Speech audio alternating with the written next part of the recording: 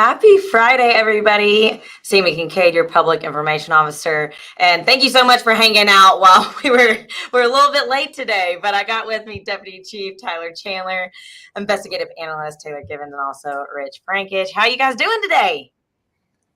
Great. Once our IT issues got worked out.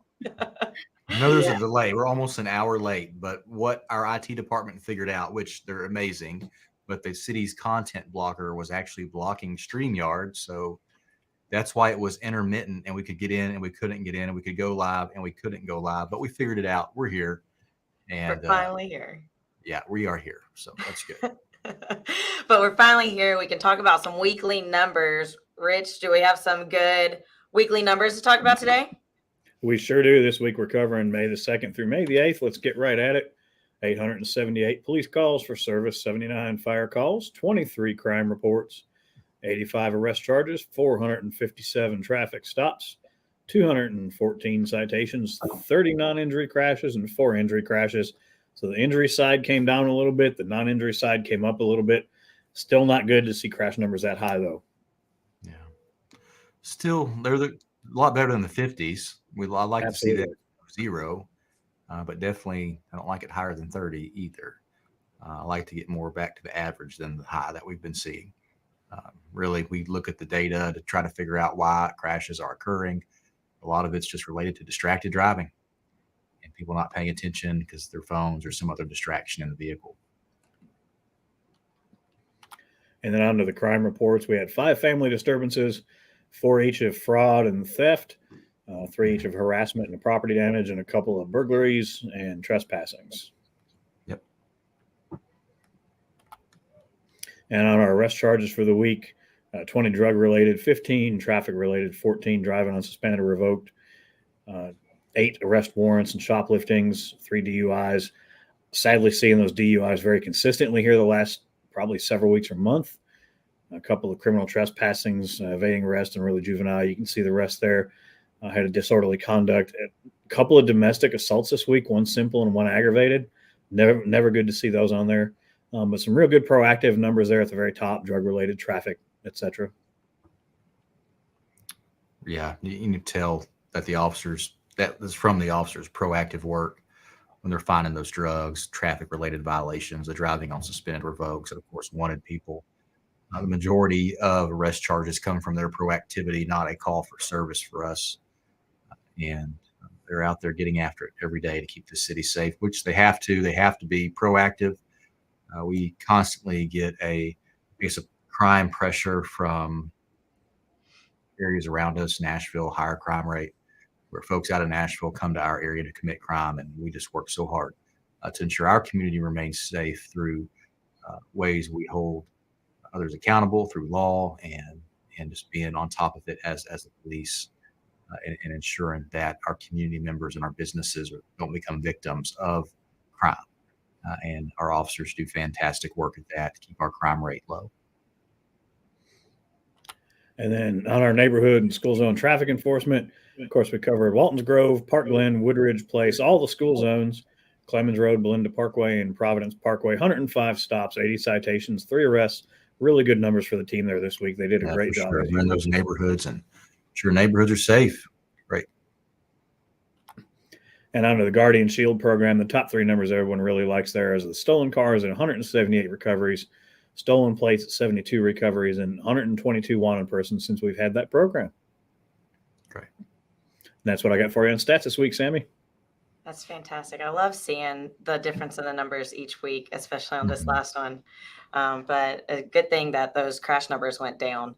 That was a big one last week. So great seeing that. Taylor, I know that you got some safety tips for the women watching or the men that are watching, and they can pass along some tips to the women in their lives.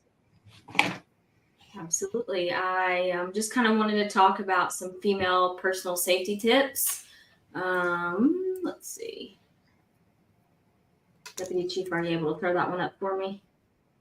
I think you'll need to add it on your end. But there you go. I can get it up now. Here we go. Oop. Got it. Perfect. So these are just a few of the most important tips. Like Sammy said, pass these along to your daughters, to your wives. It's about to get warm out. People are going to be out and about more. So I just thought it would be beneficial to share these. So always be alert, scan the area as you walk, be aware of your surroundings, and walk with confidence.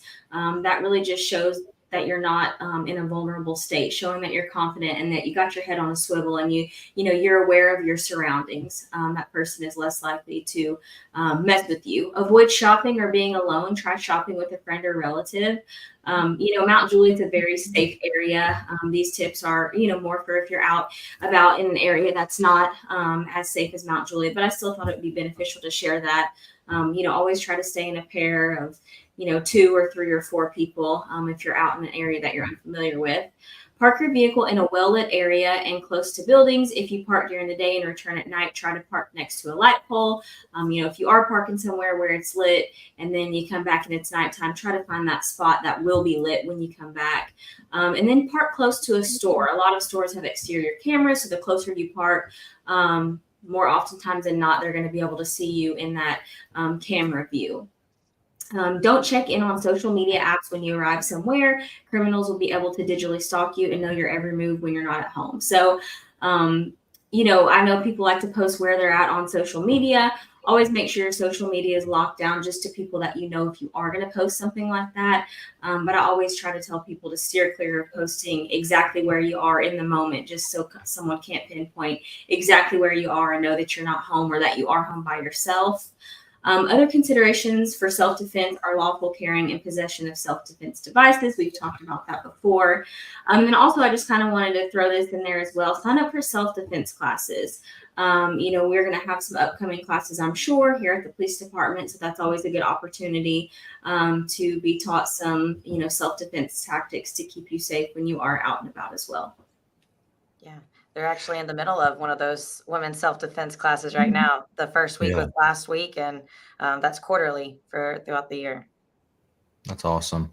And Taylor, I was at Del Webb this week speaking at the Del Webb Women's Club, and one of the messages I gave them is, Mount Juliet's a really safe community, and everyone feels safe, so you kind of let your guard down. But we should never let our guard down. We should always, take measures to keep ourselves safe and to keep our stuff protected, such as locking your doors, not leaving tables in your car. One of the things is the ladies was like, well, I leave my purse in my car and leave my car unlocked while I pump gas, but they pump gas on the other side and they can't really see if someone opens a door to grab their purse or not. And we've seen that in gas stations in the region, really not our area, but our area is not immune to crime, right? We have low crime and the majority of our residents don't commit crime. And the majority of arrests that we make are from folks who live outside of our city. It just means, criminals don't know borders. They don't know city limits. They have no clue. They're just out wanting to find opportunity. And if they drive far enough, they may end up in our area and look for that opportunity. And you just gotta take personal protection measures, like all the good stuff that you mentioned, regardless of wherever you are, in a gated community, to downtown Nashville, to wherever you're at. Take some precautions to keep yourself safe, because you never know when that person who wants to try to harm you or take from you is going to be there. And if you make it harder for them, they'll likely go to something else. Rich, I see a comment in here. Can you call dispatch and just maybe get an officer dispatched over to Rutland Elementary to help that person with their flat tire? And then Dennis, if you're still on here, if you can just leave a vehicle description in the comments, we'll get that dispatched for you. Our officers are always out there doing what they can to help residents, and we will help change a tire for sure. Great. Absolutely. Well, since Rich is on the phone, do we want to talk about, we got some other stuff. Yeah, for sure. Let's talk about the Blue and You. Yeah, tomorrow. Yeah. Starting at 9 a.m., Blue and You. It'll be at Two Rivers Ford, and it's a great time to come out, meet your officers, and you'll get to see the inside of a police car, and they're doing a ton of giveaways. So it'll be a really good time. And while it lasts, there will be Chick-fil-A from Chick-fil-A Providence. So I suggest getting there early, because I think that'll be a hot one that everyone will try to get right away as soon as they get there. But I know that a lot of officers are excited about this, aren't they, Deputy Chief? Yeah, absolutely. It's a neat event that Two Rivers is putting on just to be at their facility, and if it's bad weather, we'll be indoors. But I think the weather this weekend, Rich will get to it, is supposed to be good weather, but we're gonna have a good time, and just it's like a advanced coffee with a cup. We'll be there on the weekend. You can stop by, bring the kiddos. We'll have plenty of police equipment, our officers there for everyone to meet. If you haven't met our police officers, I encourage you to come out. Just meet us. We'll be grateful to meet you as well. It's always nice to know who is protecting your community. And you'll see plenty of police. And the event is benefiting the Explorers program, which is a program you're very familiar with as well. Yeah, the Explorer program is how I got into law enforcement. I've been around this police department for 25 years. Been employed for nearly 20. And I started in high school through the Police Explorer program, which is like a military ROTC, but for law enforcement. And we have many officers here that have gone through that Explorer program since. So if you have a high school student who has that itch for being a police officer and serving their community, then the Explorer program is a perfect spot for them to land, to learn more about it, and to get more into the groove of things if that is what they want to do as a career. Yeah, that'll be fantastic. Really excited for that event tomorrow. For sure. But you just mentioned Coffee with a Cop. That's coming up as well. Yep. So May Coffee with a 17th. Cop on the 17th from 7 to 9 a.m. Another chance to get to meet your officers, and that will be at Kairos. Saying it right? Kairos? Yep. Right in front of Joy Church on right off on Lebanon Road. So come out, meet your officers. It'll be a great time to grab some coffee, get a great start to the morning. Yeah, Kairos Coffee House is a beautiful location. It's on Joy Church's property. You just enter off of Bender's Ferry, but the coffee house itself faces Lebanon Road, and plenty of parking out that way. But it's a great facility for us to have coffee with a cop and connect with our residents. So we would love to have you come out to that as well. So May 17th in the morning, come see us at Kairos Coffee House. And then, Rich, how's our weather looking? The weather's looking good. There we go. Weather's looking really good. A lot better than it was the last few days. Going to have a nice clear weekend this weekend, thank goodness. So hopefully we'll get dry out a little bit. And right now it's seasonably pleasant outside. We're at 69 degrees right now. Looking to be in the 70s over the weekend, maybe get up to 77, 78 degrees over the weekend. It's going to be nice and clear. Lows are going to get down into the 50s, so not too cold, right around what it should be for this time of year, y'all. So get out and enjoy the pretty weather over the weekend. Come early next week, we're looking at a chance of some showers again. At this point, nothing predicted to be a severe level, but you know that in this part of the country, that can change at the flip of a hat. So we will definitely keep you posted if anything changes or anything gets predicted to be in the severe level. Just stay tuned to all your media sources, your weather radio, us. If you're not on the text alert program, get signed up for the text alert, the MJ alert program. But if anything changes, we'll let you know. But as far as this weekend, we're going to be drying out and looking pretty. So get out and enjoy the pretty weekend. Yeah, that's great, especially after all that Middle Tennessee has been through with the storms. We were fortunate in Mount Juliet to not have any significant weather impacts this week. But communities to our north experienced a lot of floods, and communities to our south experienced a dangerous tornado. I believe one life was lost and some other people were injured. And we're, again, not immune to bad storms. And we had a bad storm back in 2020 that killed 3 people in our community and injured many people, where a large tornado went through basically the middle of town, just north of Interstate 40. We have to be mindful of that. And that's why we always get on here to talk about bad weather when it comes, to give you an idea of what to expect. And that's why we use MJ alerts so heavily, to send out alerts to our community, to make them aware of what is happening, because an informed community truly is a safer community, because you have information that empowers you to take or make decisions to keep you and your family as safe as you can. But I hope we never have another one, right? But our heart goes out to the families and first responders who've had to respond to those incidents this week across Middle Tennessee, and Godspeed to all of them in their efforts through the recovery and cleanup. We had a few of our firefighters go help with some of that cleanup yesterday. Yeah, That was cool of them. I think what Murray County requested mutual aid, and we sent an engine company down there to help with just double checks and search and rescues and helping some residents. So that's cool. But Rich, I really like that weather report for this weekend. It's looking a lot better. It's going to be beautiful. Ready to take some questions? I saw one. Got a link in the comments posted, but so make sure you're clicking on that link if you want more info about the Explorer program. Yeah, Lori, we put that link in the comments for you so you can get attached to the website for that program and the contact information for the coordinators. And they'll be glad to certainly get back with you if you send them any inquiries or questions. And then Rich, we got the description in here for Dennis. Yep, I already took care of it. Dispatch already got somebody going. Okay, great. That's awesome.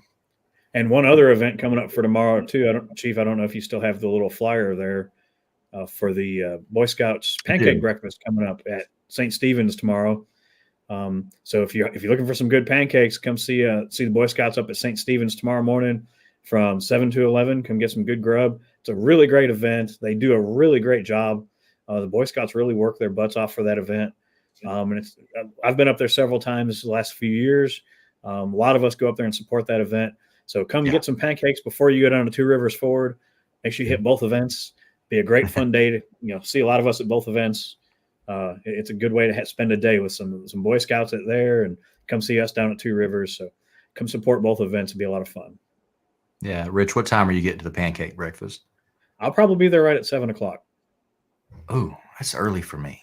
I was going to suggest like 8 o'clock. I could probably 8:15, 8:30, and then we'll eat. I was about to say 8 o'clock for you, Deputy Chief. Yeah, and then we'll eat and go to the Blue and You at Two Rivers. Yeah, we can do that. 7 o'clock. Woo. I got to sleep.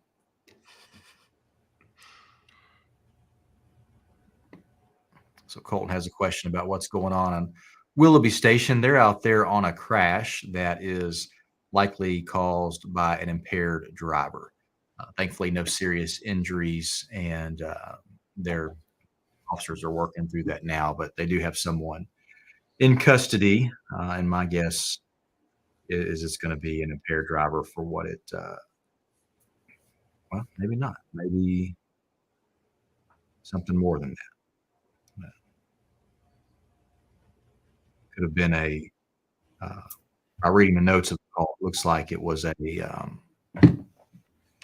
aggravated assault situation, which if it was a crash involved, it sounds like someone forcefully drove their car into another vehicle. So we'll be investigating that. And one person is arrested. I know our officers got there very quickly, and hopefully we'll figure it out and get some information out to our community. Shout out to my buddy Eric further up in the comments there. He hollered at us pretty early on in the comments. Yeah, I saw Eric chiming in. Here we go. Hello from Chicago. That's really not his picture, by the way. Okay. He says, let's go 88. Is that when you graduated? That was from elementary school back home. Okay. All right. Yeah. Good deal. Yes, I'm old. All right. I wasn't going to say anything. I thought I was the oldest one on this screen. Not by a long shot. I'm going to hit the big 5-0 this year. Really? You know what's also this weekend, folks? It's Mother's Day. Yeah, so hopefully you have plans to love on all the moms out there or the ladies in your life that are motherly figures. It's Mother's Day this weekend, and dads and moms and anyone who is a good mentor is so important to society because they're able to be there for children and the teenagers and mentor them through life and get them on a right path. When we encounter juveniles on the wrong path, you kind of see a common theme with that. They don't have someone in their lives that is helping them or guiding them. They have lost that parental figure some way, somehow, or that parental figure isn't really in their lives. So to all the good moms out there, thank you so much for what you do. We really do appreciate you, and you make such big difference in our communities. You really do. Parents are and mentors and parental figures, right, are truly what keeps us as a good society. Happy Mother's Day to Sammy and Taylor. Yeah. Sammy and Taylor, two mothers here on the screen. Happy Mother's Day to y'all. Thank you. Yeah. And y'all have little bitty ones, so I'm sure Very they're at much daycare so. making little gifts. You'll probably get like a spoon figure this weekend, and Sammy, you may get a paper plate with a handprint on it. But I was going to say, I'm sure I'll get something with a handprint on it. yeah, it's all made with love, for sure. But you got two wonderful moms on the screen. Thank you. I see my mom in the comments. Happy Mother's Day, Mom. Daryl, there she is. You're gonna go hang out with her this weekend? I am. Yes, I am. Yep. On Sunday. Mom and I got dinner reservation Sunday. So, and Sammy, you're at the farm with your mother too, huh? Yeah. Yeah. And there's a new mom on my parents' farm. Yeah. What's the goat's name? There were 2 baby goats born yesterday. So there you go. New mom on the farm. Does that mama goat have a name? The mama goat is Lucille. The dad is Elvis. The baby goats have not been named yet. Yeah. Congrats to Elvis and Lucille on becoming parents. And this is their second batch of babies. I gotcha. And Lucille on another Mother's Day with more babies. I got to see a video of the little babies. They're cute. So. Well, on the Mother's Day note, shout out to my sister-in-law, Julie. Happy Mother's Day to Julie this weekend. Happy Mother's Day, Julie. Happy Mother's Day, Julie. Mother's Day. Good deal. I don't see any more questions coming in, and hope everyone just has a safe weekend. If you need anything, we are here for you. Just reach out. Turn on a little James Hambrick Community Strong. Right. Who wants to close us out? You haven't done it in a while, Chief. Oh, it's Rich. Rich, you. All right, I'll take it. That's hilarious. Hey, first of all, happy Mother's Day weekend for real. All the moms out there. Yeah. You're all appreciated more than you know, even if you don't get told it. So we appreciate y'all and love y'all a lot. Especially Sammy and Taylor, y'all are awesome. And everybody, y'all stay safe. Enjoy the pretty weekend. Take care of each other. Be safe. Be nice to each other. And always be kind. If you ever need us, call us. We're always here to help. See everyone.